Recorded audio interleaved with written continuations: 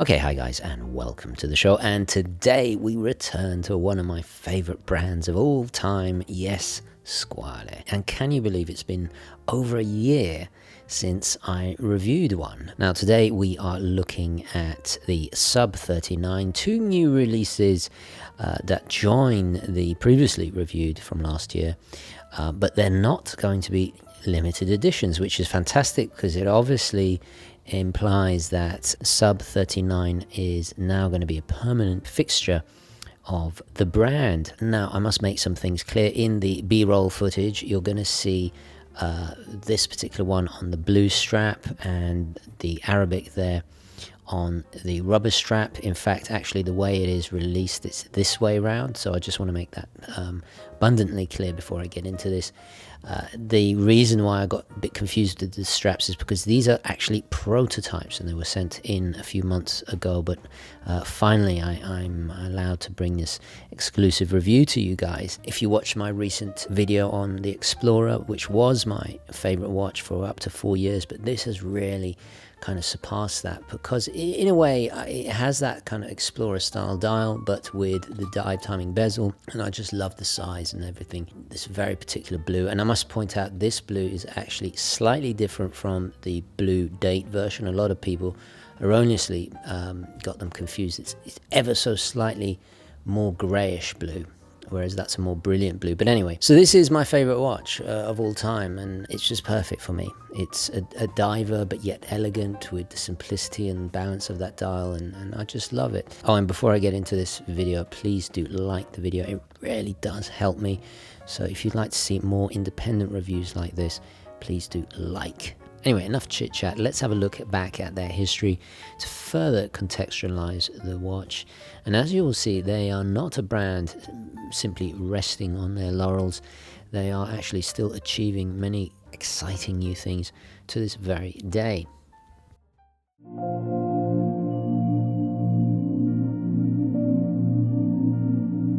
As many of you know, Squale, or Squale, if you want to say it the correct way, means shark in French. Squale watches are all made in Switzerland, and they only make professional level dive watches and nothing else. The brand started its life not as a watchmaker, but as a case maker at the very dawn of professional dive watches as we know it. Founded in 1946 by Charles von Buren in Neuchâtel, Switzerland, during the first few decades of the brand's existence, they would supply cases to some of the most prolific dive watchmakers in the world.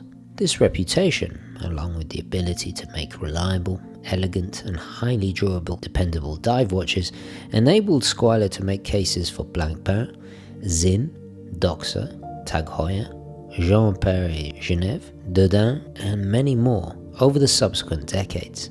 Aside from the exceptional quality, it was von Buren's own real-world testing, as he was a passionate diver himself, that really made the difference. In fact, there's a fantastic documentary in Italian featuring him and his daughter Monique von Buren diving off the coast in Italy, and you can see this on YouTube.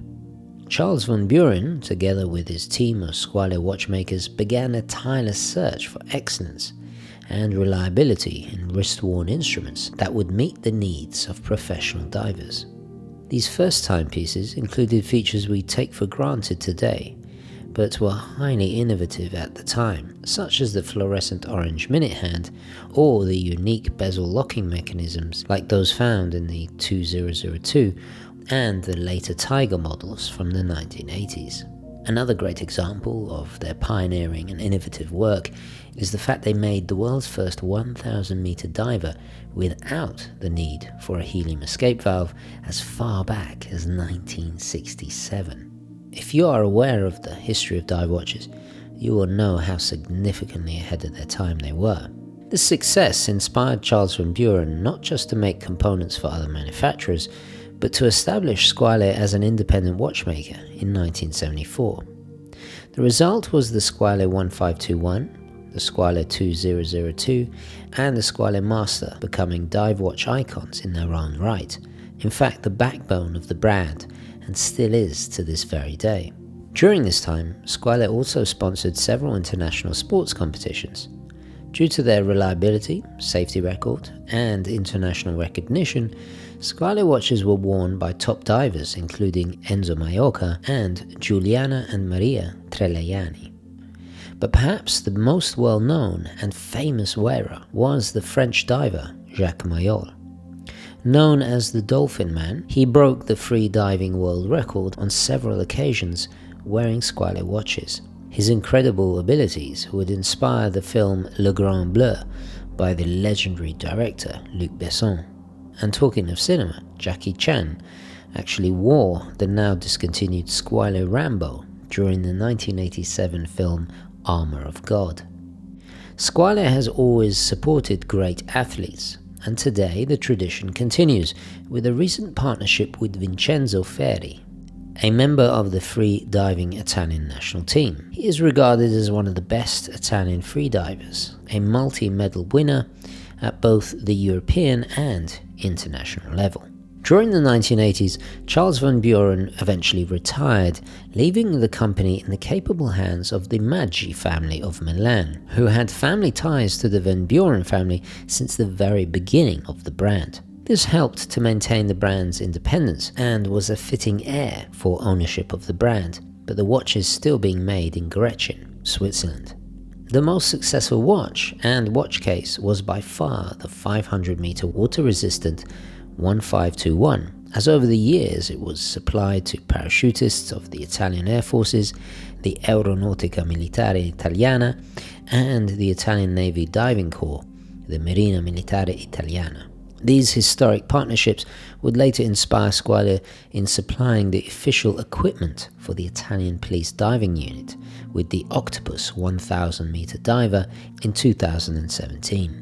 In 2019, Squale celebrated its 60th anniversary with the launch of the new 39mm 30 ATMOS line, initially with limited editions, but that nicely segues into what we are looking at today with two new versions for 2020.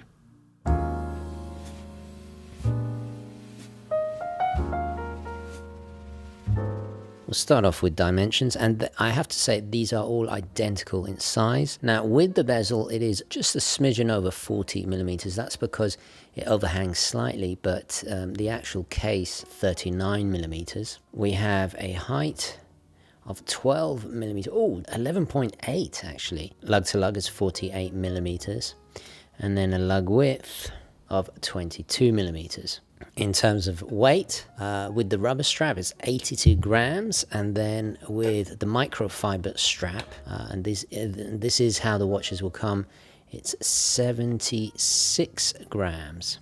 And these buckles follow nicely the kind of shapes of the lugs there in a high polish. In terms of materials, they're both completely stainless steel, mostly a polished case, although if you just see on the undersection of the bezel, it is brushed in a circular pattern following the lines just underneath that coin edge there. The blue, or SuperBlue as this is called, and we'll get into why in just a moment, has a steel insert that is in a wonderful concentric brushed finish and has engraved markings and numerals that are lacquer filled with a little lume pip at the 12 o'clock. Now both bezels are unidirectional, very sturdy indeed, 120 click, astonishingly little play, and I have to say it is a lot tighter and a lot more secure feeling than my previous bezel from last year. With the Arabic numeral version dial, they have actually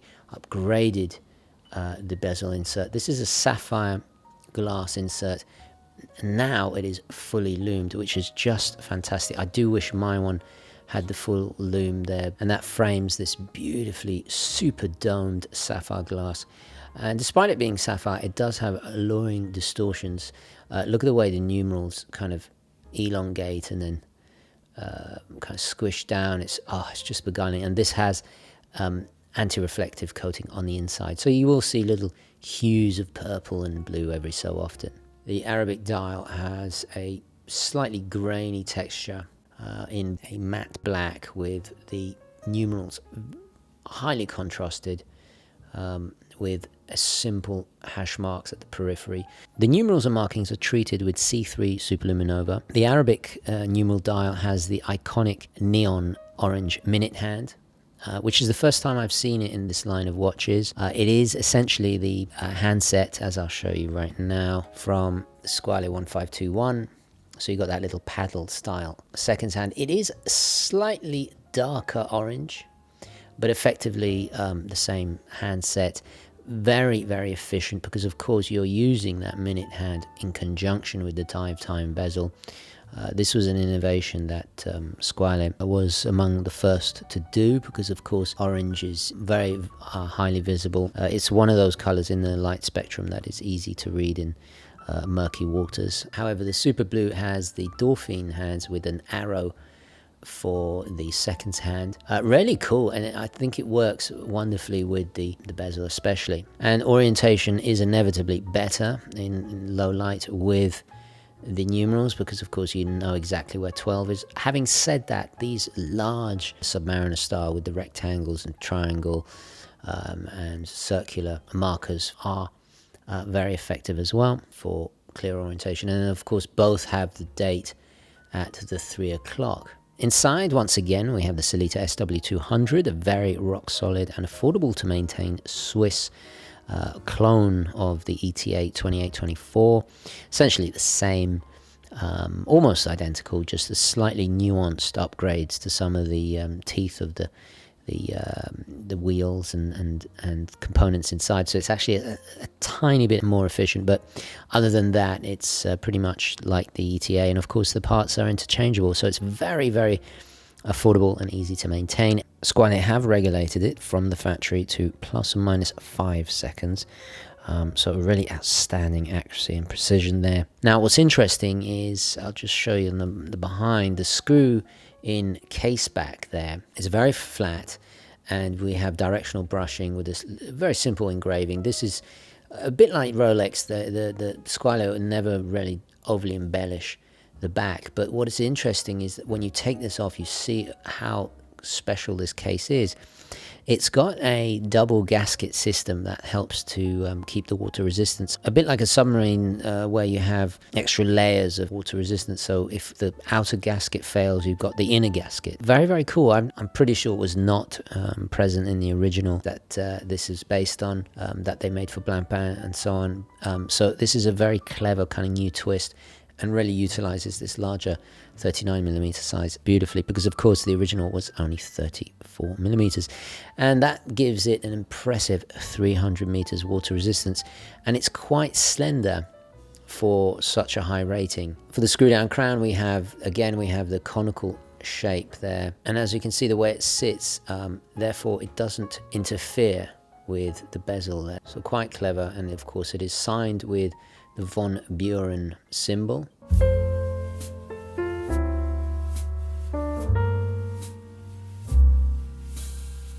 So in terms of style and design, well, let's start with the Arabic dial version. Now this was inspired by a tiny little 34mm watch that Monique von Buren was actually wearing last year, I believe, in 2019, during the celebration of the 60th anniversary. Andrea Maggi, the owner of Squale, noticed it on her wrist and immediately wanted to make a new version. Squale did a really great job of reviving this model for the modern age. I had the honor of meeting Andrea when I visited Squale during my tour of many great watchmakers of Switzerland back in 2017, and he is one of the most passionate people I've ever met, and he has lived and breathed Squale dive watches his whole life, because of course the Maggi family were distributors for Squale ever since the very beginning. So it was kind of cool that for the 60th anniversary they were able to discover yet another model, and there's tons of models in the, and I saw firsthand in the archives of Squale, they just have so many watches to pull from. In terms of the SuperBlue here, again we see Andrea going into the archives, and the inspiration from this comes from another long lost but a very historic model called the Super Squale from the 1970s. This watch was crucially important as it was the first time the double logo had appeared on the dial. And the first time I believe the shark was used to commemorate the brand becoming, its own thing. Although this style of font and actually the style of dial is very much more 1970s, and you can tell that the original had this kind of 70s case, he's incorporated it into this earlier 60s case that we see here. Now notice how much chunkier the lettering is on the SuperBlue compared to that of the Arabic dial. Again, carefully referencing the original. And then, of course, to finish it off, the original had a red date wheel. So he's taken all these very carefully considered style traits or design traits and modernized it. Now, this is a bone of contention for a lot of people, the double logo. Fundamentally important to Squale because it pays tribute to when they would make cases for other brands before turning into a watchmaker themselves. For example, let's say this was a watch made by Doxa, but the case was made by Squale. It would have Doxa at the top and then Squale, exactly like this, at the 6 o'clock. So it was a symbol of great prestige because Squale was highly respected.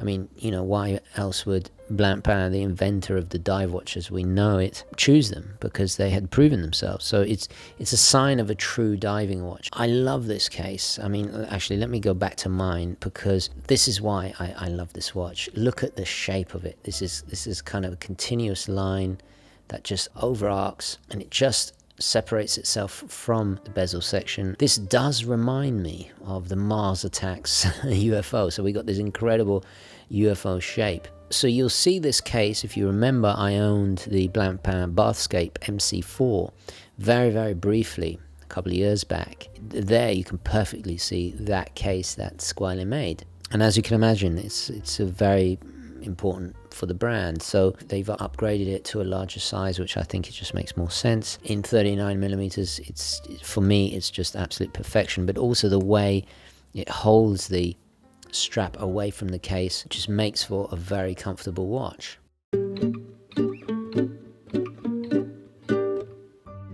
So let's talk about the positives. Well, first of all, a lot of people say, well, it's similar to the Radar Captain Cook, but that, I believe, came out in 1962. Squale were originally making these style cases actually a little earlier.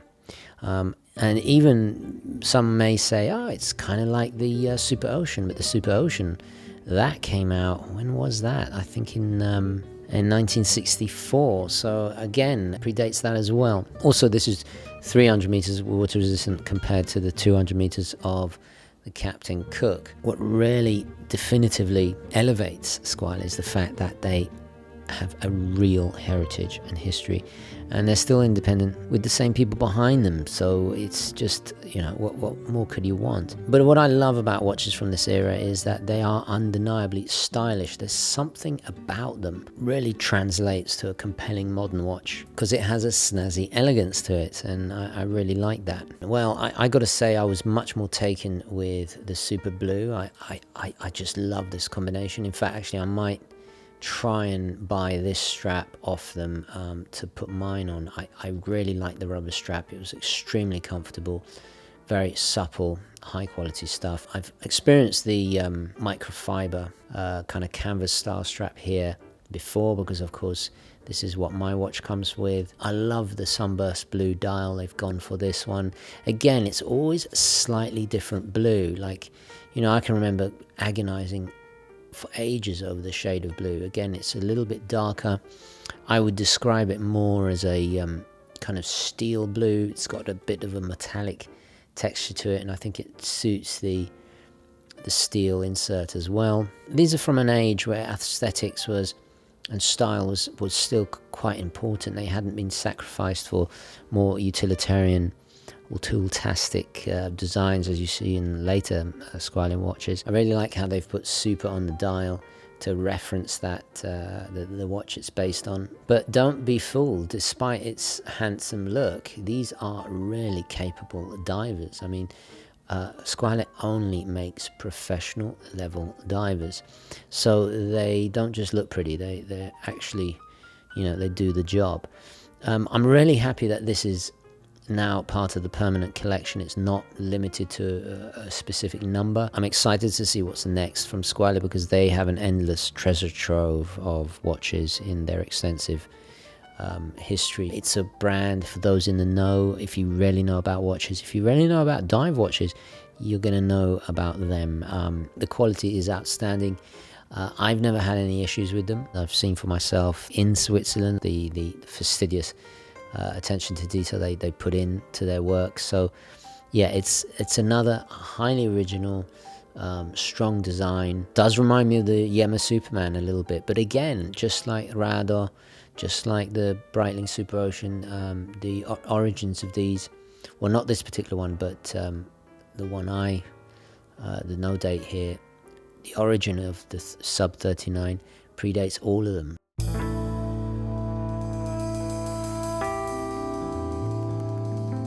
Okay, so what about negatives? Well, first of all, I would like to see a no-date version. I think that would be really cool. I especially think on the Super Blue here, it would just give it an even more of a balance. But perhaps that's just me. You guys know I have a bit of a preference for no date now, or no dates, I should say. Secondly, if you just look at it from afar, I do think the ratio of strap to case size is a little big, and I think I said it in the original review of this, that I would prefer, I think, 20mm here. I think it's just a little bit overpowering, but I understand what they were doing. They were using the ratios and proportions of the original and just, making it all bigger, rather than I would have just made the case bigger but then made this 20. I think it would have been a little bit more elegant, but again, maybe that's just my personal taste. One slight negative, not really a negative actually, more of an annoyance, you could say, about the crown, the threading of the crown. It is a bit finicky, not the end of the world, just a little bit more difficult compared to Squale's other watches. I really stress this is not a massive downfall. It still functions perfectly fine. It's just not as easy as, let's say, a triplock crown or something like that. Another possible negative, you could say, I think that the Yema is a little bit better value for money because, of course, they have in-house movement, but then the advantage of the ETA is, of course, it's serviceable by any competent watchmaker. Depends on if you're willing to be dependent on Yema. I'm mentioning Yema a lot because they're kind of on the same level in terms of what you get for the money. And while we are on the subject of value, it has to be said that the Squale 1521 is perhaps better value because this is under $1,000, because at the end of the day, it is their most historic watch. I mean, it's the one that was issued to the military, and it's a 500-meter water-resistant dial, which is a serious bit of kit. I think these are quite versatile, not quite strap monsters perhaps, but dress them up or down, wear them with more formal attire or casual. It's got that wonderful cuff-friendly slenderness.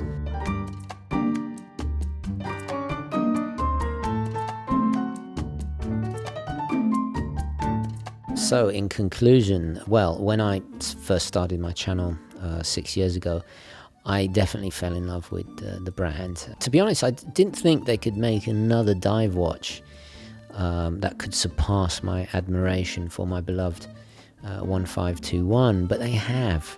I think the 13 ATMOS here is not only now my favorite watch, which has overtaken my love for the Rolex Explorer, but it's also my favorite dive watch now. To me, what I deeply appreciate about this brand is, in essence, it's the best of both worlds. You've got Swiss-made quality, but with that little extra Italian flair and passion that just brings it alive. Having said that, I would love to see a SuperBlue with an Azzurro dial like the 1521. I think that would be amazing.